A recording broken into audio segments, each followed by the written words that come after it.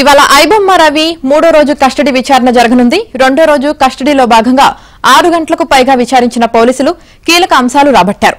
ఐబొమ్మ రవికి సినిమాలు సప్లై చేస్తున్నా సహకరిస్తున్న వారి వివరాలు సేకరిస్తున్నారు. ఏజెంట్లు, గేమింగ్ యాప్ల నిర్వాహకులతో ఉన్న లింకులపై ఆరా తీస్తున్నారు.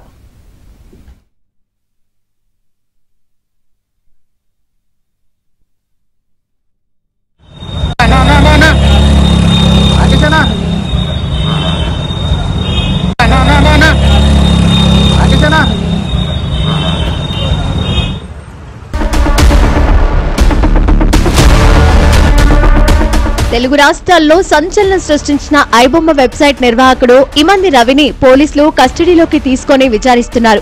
రెండో రోజు కస్టడీలో హ్యాకింగ్ కు సంబంధించిన టెక్నికల్ విషయాలను రాబట్టినట్లు తెలుస్తోంది. రవిని అరెస్టు చేసిన సమయంలో అతని వద్ద నుంచి 34 హార్డ్ డిస్క్లను పోలీసులు స్వాధీనం చేసుకున్నారు. అందులో దాదాపుగా 21,000 సినిమాలున్నట్లు గుర్తించారు.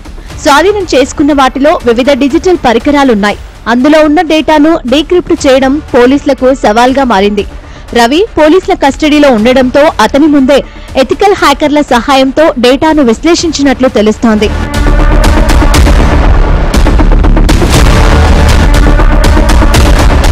పైరసీ చేసిన సినిమాలు, యూజర్ల యొక్క వివరాలు డేటా సర్వర్లలో ఏ విధంగా పొందుపరిచాడు, దీనికి ఎంతమంది సహాయం తీసుకున్నాడు, ఏ టెక్నాలజీ ద్వారా ఇది సాధ్యపడేదనే విషయాలపై రవి నుంచి సిసిఎస్ అధికారులు సమాచారం రాబట్టారు. అలాగే వివిధ దేశాల్లో ఉంటూ ఓటీటీ సర్వర్లను ఎలా హ్యాక్ చేశాడు, సాఫ్ట్వేర్ టూల్స్ ను ఏ విధంగా వినియోగించి సినిమా పైరసీలకు పాల్పడ్డాడనే దానిపై రవి కీలక విషయాలు చెప్పినట్లు తెలుస్తోంది.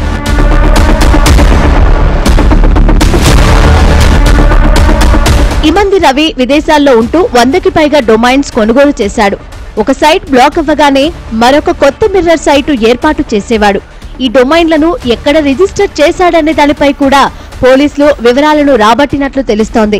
నెదర్లాండ్స్, యూకే, కరేబియన్ దీవుల వంటి ప్రాంతాల నుంచి వెబ్సైట్ ను ఆపరేట్ చేయడానికి సహాయం చేసిన టెక్నికల్ బృందం, వ్యక్తుల వివరాలు కూడా సిసిఎస్ పోలీసులు రవి నుంచి రాబట్టారు. 50 లక్షల మంది యూజర్ల డేటాను ఎవరెవరికి ఏ విధంగా సాంకేతికంగా విక్రయించాడు, ఐబొమ్మ సైట్ కు బెట్టింగ్, గేమింగ్ యాప్లకు మధ్య సాంకేతికంగా ఉన్న సంబంధం ఏమిటి, ట్రాఫిక్ డొమైన్లను ఎలా ఏర్పాటు చేసుకున్నాడు అనే దానిపై కూపీలాగారు. ఈ గ్లోబల్ నెట్వర్క్ లో ఎవరెవరు ఉన్నారు, ఏ దేశాల నుంచి ఆపరేట్ చేస్తూ ఉన్నారని ఇమంది రవిపై అధికారులు ప్రశ్నలు కురిపించారు.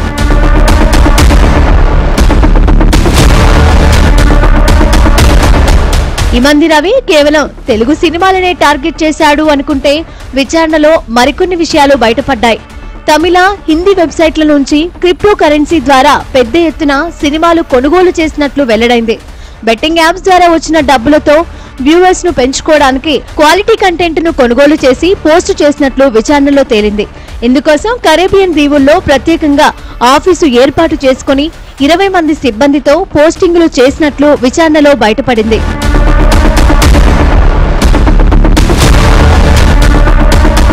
మొదటి రోజు కస్టడీలో అధికారుల ప్రశ్నలకు జవాబులు దాటవేస్తూ వచ్చిన రవి రెండో రోజు కస్టడీలో అన్ని ఆధారాలతో ప్రశ్నించగా చేసేదేమీ లేక సమాధానం చెప్పినట్లు తెలుస్తోంది.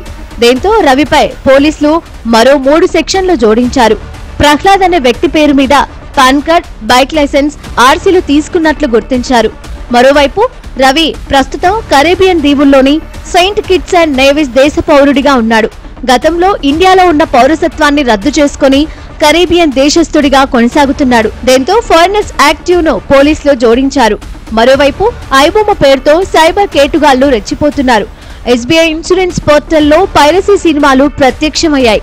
ఎస్బీఐకి సంబంధించి SBITerminsurance.com క్లిక్ చేయగానే పైరసీ సినిమాలు ఓపెన్ అవుతున్నాయి.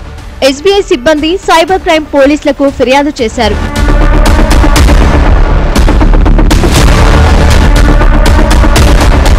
మరోవైపు రవి కేసును ఉచితంగా వాదించేందుకు విశాఖపట్నానికి చెందిన న్యాయవాది సలీం ముందుకొచ్చారు. రవి తండ్రి అప్పారావును కలిసిన సలీం కొన్ని పేపర్లపై సంతకాలు పెట్టాలని కోరగా అందుకు అప్పారావు తిరస్కరించాడు.